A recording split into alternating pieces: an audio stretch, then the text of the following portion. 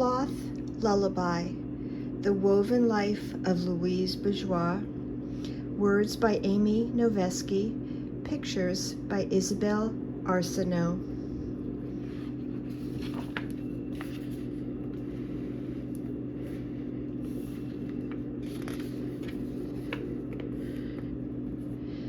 Louise was raised by a river.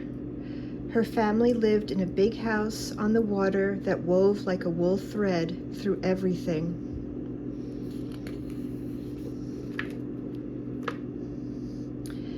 The river soil nurtured a garden where Louise and her family grew geraniums, peonies, asparagus, and cherry trees, apples and pears, purple tamarisk, pink hawthorn, and sweet-smelling honeysuckle.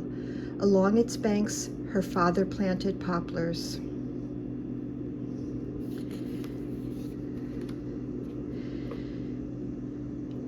Louise kept diaries of her days, and in a cloth tent pitched in the garden, she and her siblings would stay till the dark surprised them, the light from the house, and the sound of a Verdi opera far away through the trees. Sometimes they'd spend the night, and Louise would study the web of stars, imagine her place in the universe, and weep, then fall asleep to the rhythmic rock and murmur of river water.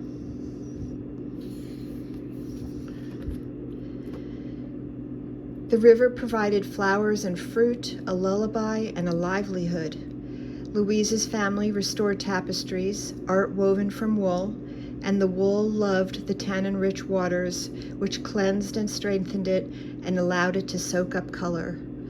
At the family's workshop, Louise's mother, like her mother before her, repaired fabric grown threadbare with time. She loved to work in the warm sun, her needle rising and falling beside the lilting river, perfect, delicate spiderwebs glinting with caught drops of water above her.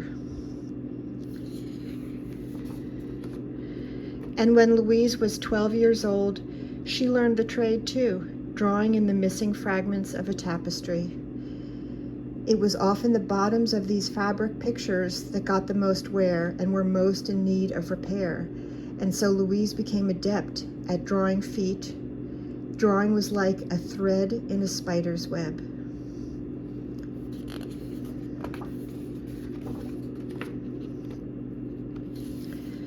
Among tapestries, neatly stacked like books in a library, Louise's mother taught her daughter about form and color and the various styles of textiles. Some bore elaborate patterns, others told stories.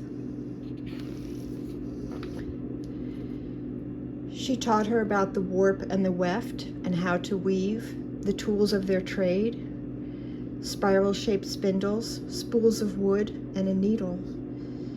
She taught her how to dye. Purplish red was made from crushed cochineal bugs, indigo and gaud or yellow from plants. Black wool came straight from the backs of sheep, and that wool smelled. That's how you knew it was real. Louise's mother was her best friend, deliberate, patient, soothing, subtle, indispensable, and as useful as an araignées spider.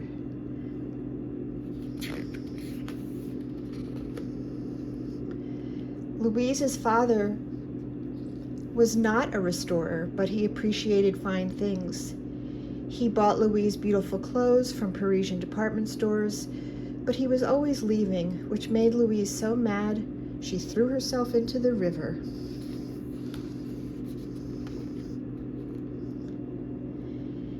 He brought back cloth scraps from his travels, and Louise's mother fixed them.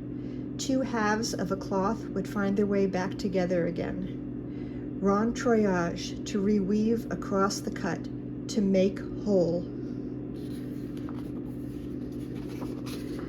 Louise followed the river to Paris, where it flowed into the Seine. Little did she know that one day soon her beloved river would be gone, filled in, flowing no longer with the waters the wool loved, but with cars on their way to the city, a memory. At the university, she studied mathematics. She liked subjects with stability and order, like geometry and cosmography.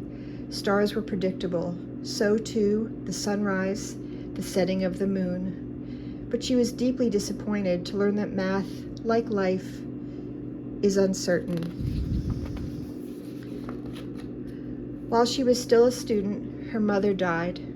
Louise was heartbroken. She felt abandoned and all alone, a thread broken. She abandoned math and the stars and turned to painting, applying the lessons she'd learned so far to art.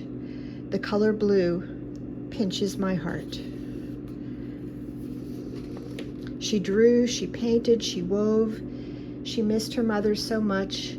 She sculpted giant spiders made of bronze, steel, and marble she named Maman. Her mother was not unlike a spider, a repairer of broken things. If you bash into the web of a spider, she doesn't get mad. She weaves and she repairs it.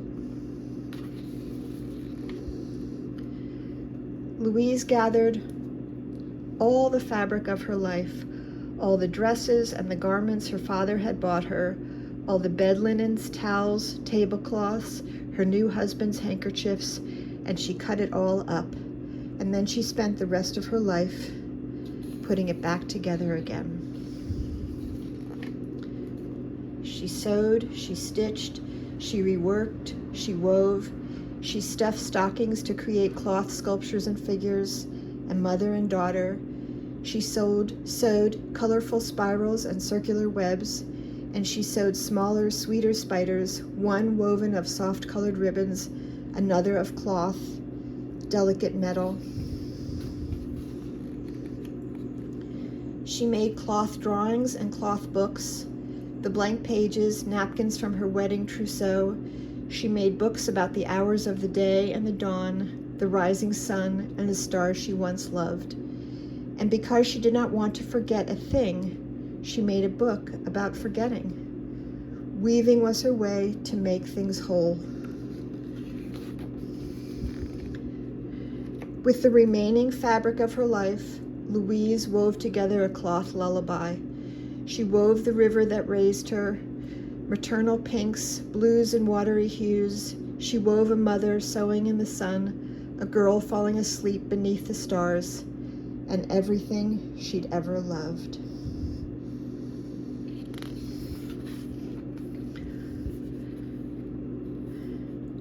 When she was done, all of her spiders beside her, she held the river and let it rock her again.